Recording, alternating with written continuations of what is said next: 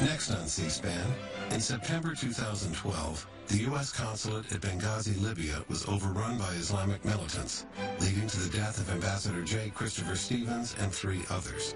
This week, the House Committee on Oversight and Government Reform reopened hearings on the White House response to the attack.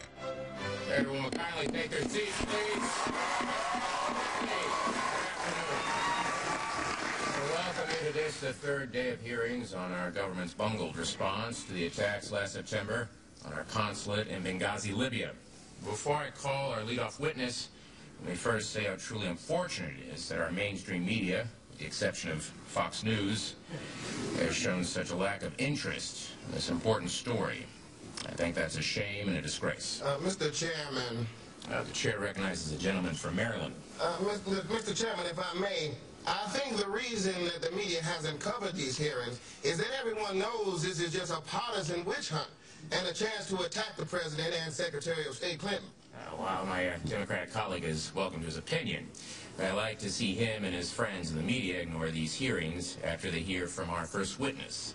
The chair calls Miss Jody Arias. Do you swear to tell the truth, the whole truth, and nothing but the truth? I do.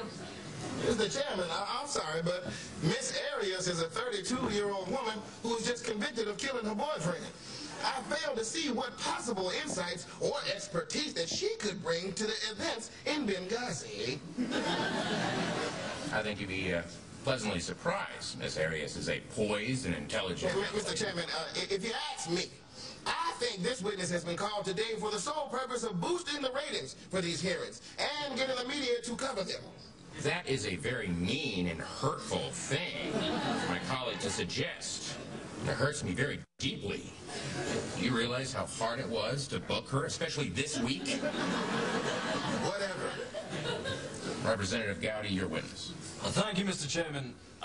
Miss Arias, let's talk about the events at Benghazi. When were you first made aware that our consulate was under attack? I guess this morning. I see. Is it still going on? No, it happened last September, but my question... Who do you think did it? Well, we know who did it. It was Ansar al-Sharia. Well, if you know who did it, then why are you holding these hearings? Well, Miss Arias, the way these hearings work is we ask the questions and you answer them. Oh, I'm sorry. That's all right. Does anyone else have a question for this witness? Anyone?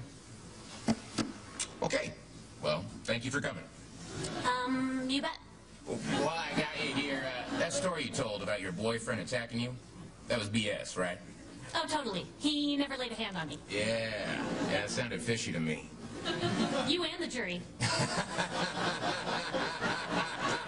Thank you again for your very courageous and very informative testimony here today. Mr. Chairman, I don't think that testimony was the least bit informative. Once again, I believe the last witness was called purely for TV ratings, particularly the key demographic of women 18 to 45. Oh, that is really unfair. I mean, what next? The guy from Cleveland who kept those women in his basement? Well, you have to admit at least the media would cover it. I mean, I guess so. But still. What about me? When do I get to testify, huh? Oh, well, don't you worry there, Mr. Ramsey. You're all next week. But for right now, live from New York.